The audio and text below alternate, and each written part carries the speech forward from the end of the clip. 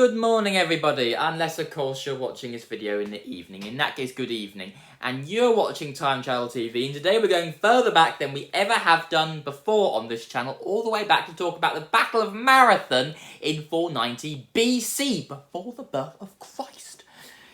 Anyway, so we've been talking about the Olympics lately, so I thought it might be a good idea to talk about where the marathon came from. Olympics, marathon, Battle of Marathon, get it? Anyway, so the king of Athens, a chap called Hippias, is deposed, and he runs away to a place called Persia. Now, the king of Persia is called Darius, and Darius is very keen on expanding his empire, and he wants to expand into Greece. So he decides he's going to invade Athens, depose their king, and put the new king as Hippias on the throne as a puppet king, meaning that Hippias will be answerable to Darius.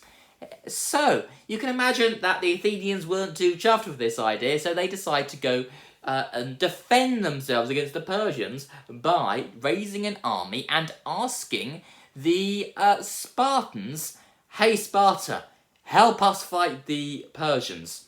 And Sparta said, "No, we are doing a religious festival, and we will not fight until our religious festival is over." So there. Athens asks you to help her fight. Sparta will listen to the appeal of Athens, but before the new moon has risen, there is nothing we can do. So Athens would have to do it alone, without the help of the Spartans.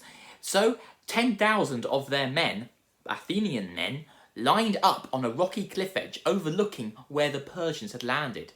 Now, the ex-king of Athens, Hippias, we remember him, had told the Persians exactly the best place to land, and they landed at Marathon. 25,000 of them in total.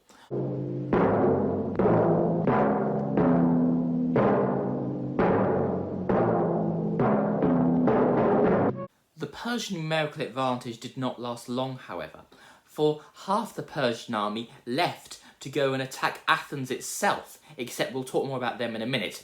This left only 12,000 Persians, making it a more numerically fair scenario for the Athenians. The Athenians saw their chance. The Athenian commander, Miltiades, I don't know if I pronounced that right, awfully sorry if you're an expert in ancient Greece and you know how to pronounce it, made a long battle line with his men. In order to match the length of the Persian battle line. It was so long, in the middle part, where it was the narrowest, their line, there was only 4 men deep. The Athenians attacked. Athenians, listen to me! For liberty and our country's freedom! Forward! The Greeks ran fast towards the Persian front line, which surprised the Persians. They didn't think they'd be able to run wearing their heavy armour, even though back then it was only made of leather. Full metal plate armour wasn't invented until much later. Anyway, what happened was, when they reached the Persian front line, as you might expect, since the centre of the Greek line was undermanned, by sheer weight of the Persian forces, that was pushed back. But on the flanks, the opposite was happening. The Persians were being pushed back and being annihilated on each side.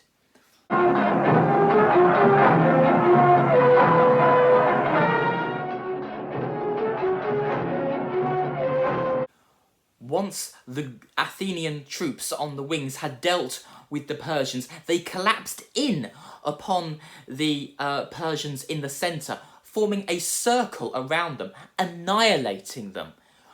It turned into a bloodbath, and the remaining Persians ran back to their ships, with them being slaughtered by the Greeks as they went along.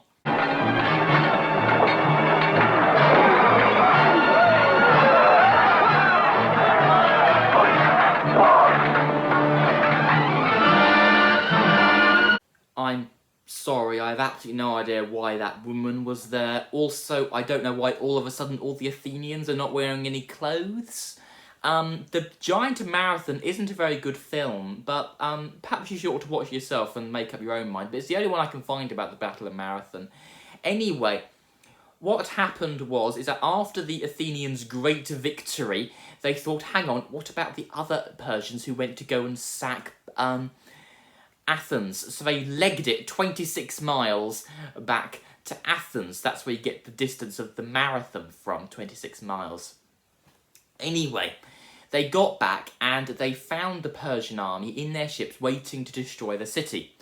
And what happened was the Persians said, hang on a minute, aren't those the Athenians that our army was supposed to have all killed by now? Oh no, they said, it hasn't gone to plan. Let's toodle pip home. Except they didn't say the word toodle pip. I say the word toodle pip. If I was a Persian, I'd say toodle pip all the time. Anyway, so the 4,000 Persians died in total, as opposed to only 1,500 Athenians.